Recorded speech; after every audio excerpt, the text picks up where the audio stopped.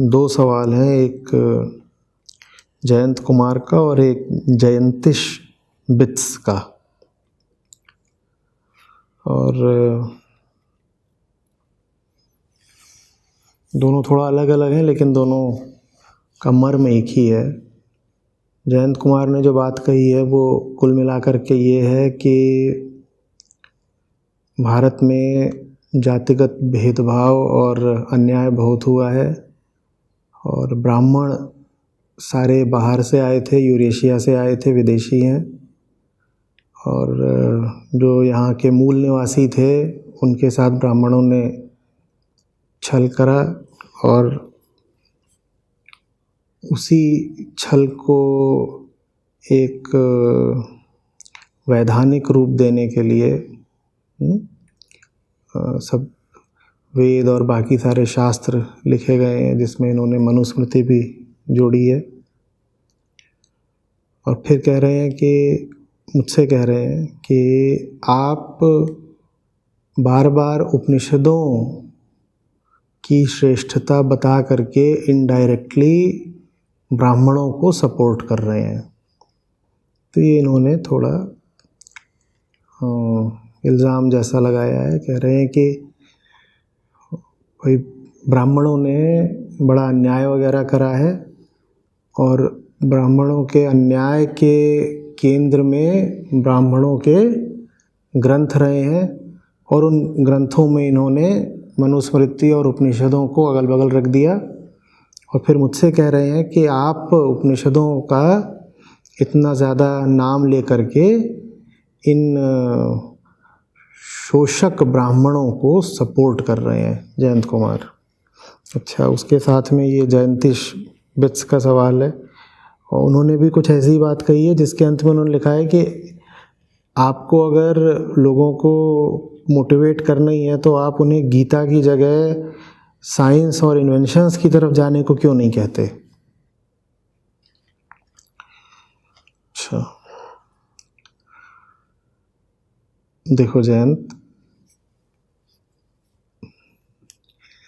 बिना जाने समझे बेटा कुछ भी नहीं बोलने लग जाते। दो किताबों का नाम ले रहे हो, उन्हें पढ़ लो, फिर उनके बारे में कुछ बोलो। तुमने क्या किया है? तुमने उपनिषदों को और मनुस्मृति को बिल्कुल एक ही तराजू में तोल दिया। ये दोनों बहुत अलग अलग रचनाएं हैं। उपनिषद वैदिक दर्शन का शिखर है।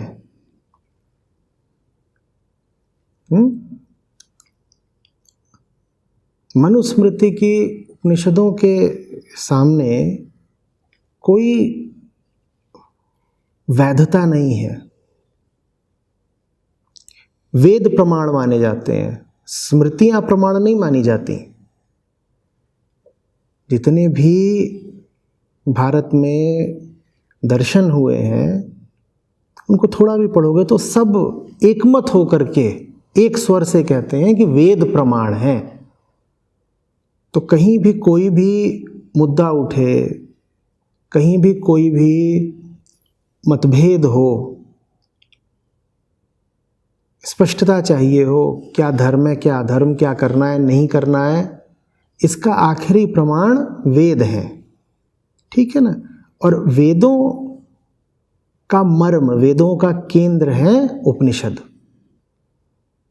अब तुम कह रहे हो कि ब्राह्मणों ने मूल निवासियों का शोषण करने के लिए उपनिषदों और मनुस्मृति आदि की रचना की।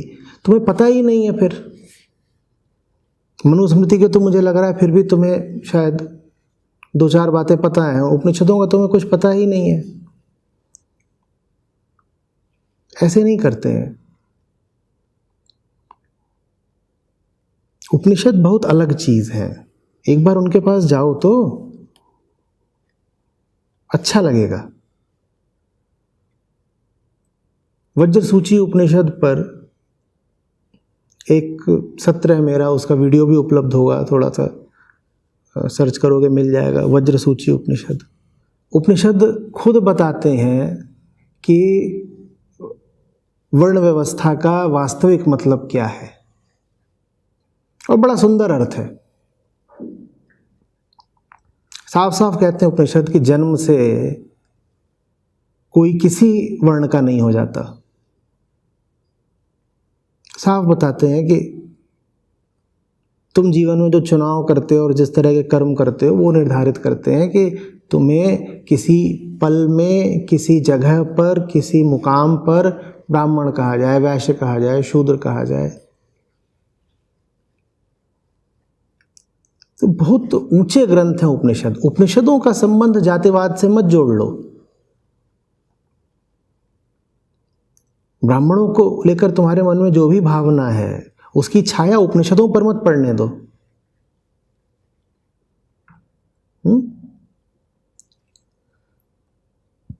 फिर मुझसे कह रहे हो आप इनडायरेक्टली ब्राह्मणों को सपोर्ट कर रहे हैं।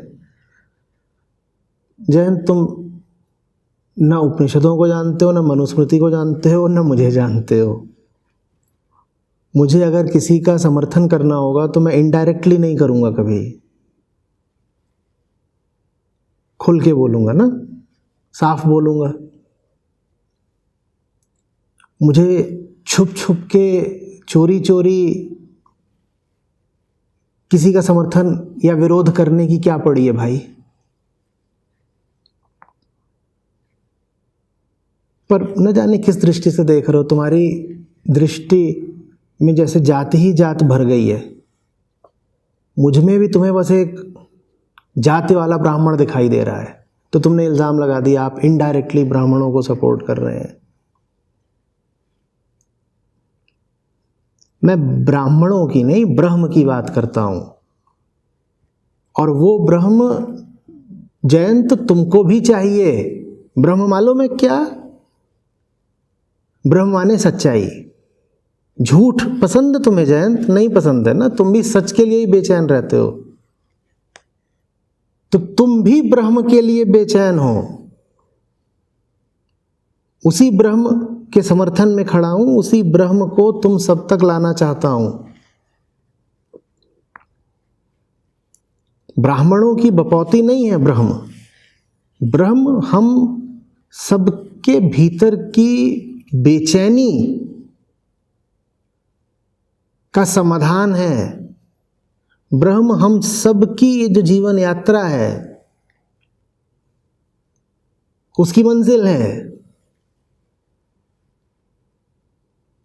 आदमी हो, औरत हो, हिंदुस्तानी हो, ईरानी हो, ब्राह्मण हो, क्षत्रिय हो, शूद्र हो, जिसको ही ब्रह्म नहीं मिला उसी का जीवन अकारथ रह गया।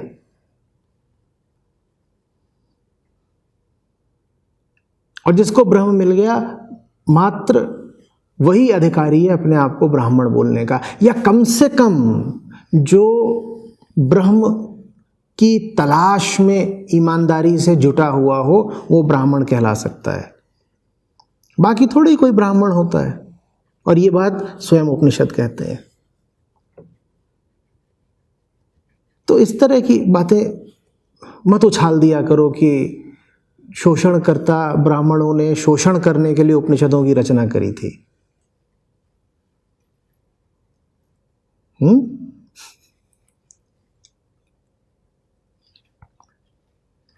अब जयंतीश कह रहे हैं कि आप लोगों को गीता की तरफ क्यों भेज रहे हैं, विज्ञान की तरफ क्यों नहीं भेज रहे। बेटा बहुत जाहिर सी बात है ना, विज्ञान तुम्हें थोड़ी बताएगा क्या चीज़ करने लायक है, क्या चीज़ नहीं करने लायक है। तुम्हारे भीतर डर बैठा हुआ है। बताओ विज्ञान की कौन सी किताब तुम्हारा डर मिटा देगी। तुम्हारे भीतर जलन बैठी हुई है, जलन। विज्ञान की कौन सी किताब तुम्हारे भीतर से जलन, डाह, ईर्ष्या मिटा देगी। तुम्हारे भीतर भयानक काम वासना धधक रही है। बताओ विज्ञान की कौन सी किताब तुम्हारी काम वासना को शांत कर देगी।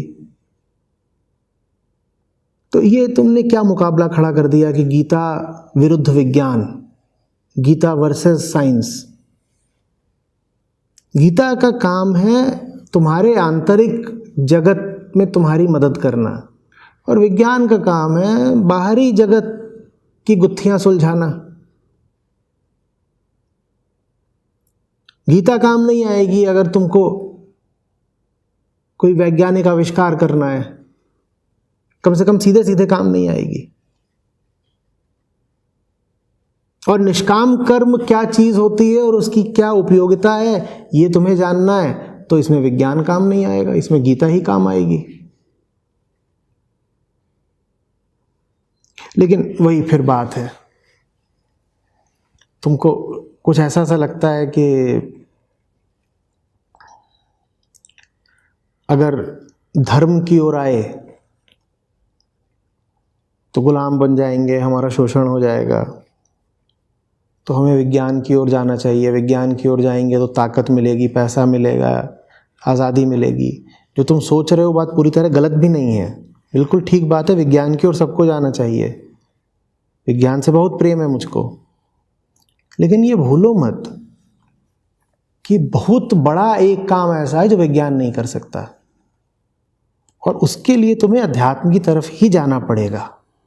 विज्ञान तुमको प्रेम नहीं सिखा देगा, न विज्ञान तुमको सच्चे प्यार और झूठे प्यार का अंतर बता पाएगा। इसके लिए तो तुम्हें अध्यात्म की ओर ही जाना पड़ेगा। समझ रहे हो? विज्ञान भी चाहिए हमें और अध्यात्म भी चाहिए, और सच्चा अध्यात्म चाहिए जैसे सच्चा विज्ञान चाहिए।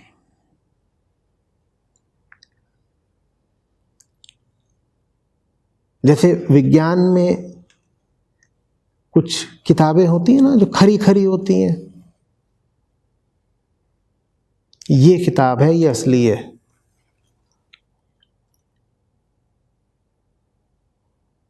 ये इसका लेखक है, इसको पढ़ो। बल्कि वो किताब कॉलेजों में, यूनिवर्सिटीज़ में पाठ्यक्रम में लग जाएगी, टेक्स्ट बुक बन जाएगी। वैसे ही अध्यात्म में भी कुछ ही किताबें हैं जो विशुद्ध सोना है, गोल्ड स्टैंडर्ड है। जब हम नहीं जानते कि कौन सी किताब है विशुद्ध है और कौन सी किताब है जो यूं ही है,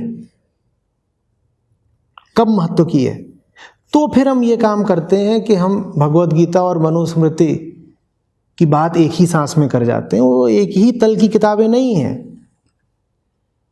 अब मैं बता देता हूं कि किस किताब को आध्यात्मिक ग्रंथ मानना है। जो ग्रंथ अहंकार की प्रकृति की चर्चा करे, विवेचना करे और अहंकार को मिटाने के उपायों की बात करे, सिर्फ वही ग्रंथ आध्यात्मिक ग्रंथ कहलाने योग्य है। बाकी जो किताबें इधर उधर की बात करती हों कि समाज में कौन से वर्ण का कौन सा स्थान होगा, और अगर कोई व्यक्ति फलाना अपराध कर दे तो उसको क्या सज़ा मिलनी चाहिए, और ये पुस्तकें किसी समय में कोई सामाजिक महत्व रखती होंगी, आज हो सकता है ऐतिहासिक दृष्टि से महत्वपूर्ण हो, लेकिन ऐसी किताबें आध्यात्मिक ग्रंथ कहलाने योग्य नहीं हैं। समझ में आ रही बात? तो वो जो चुनिंदा आध्यात्मिक ग्रंथ हैं, गीता, वेदांत के ग्रंथ जैसे ब्रह्मसूत्र, उपनिषद, इनको पढ़ो, इनकी ओर जाओ। मैं कह रहा हूं ये खरा सोना है। और बिल्कुल ऐसा हुआ है कि भारत में तथाकथित निचली जातियों के साथ भेदभाव हुआ है, अन्याय हुआ है, अत्याचार हुआ है। इस बात से इनकार एकदम नहीं किया जा सकता। तो अब क्या करना है? चूंकि अन्याय हुआ, इसीलिए अपने आप को अब एक सुंदर और ऊंची चीज से वंचित रखना है? ये कहां की बुद्धिमानी हुई भाई? ये तो अपने साथ और गलत कर लिया ना,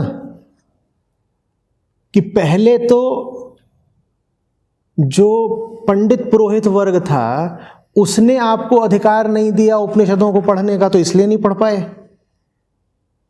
ठीक, पहले ऐसा ही था ना। कहते हो कि भाई हमको पहले अधिकार ही नहीं था पढ़ने का, हम कैसे पढ़े, और बात में दम भी है, बिल्कुल ऐसा हुआ है। और आज क्यों नहीं पढ़ रहे?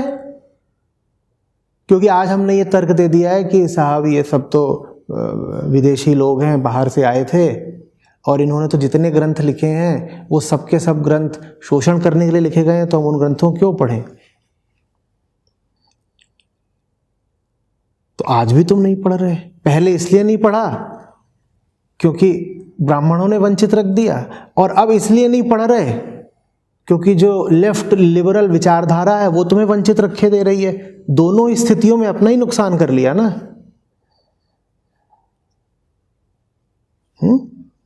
मैं बिल्कुल किसी को कभी नहीं कहता हूं कि कोई भी बात आंख मूंद करके मान लो। बुद्धि बहुत बड़ा उपहार है।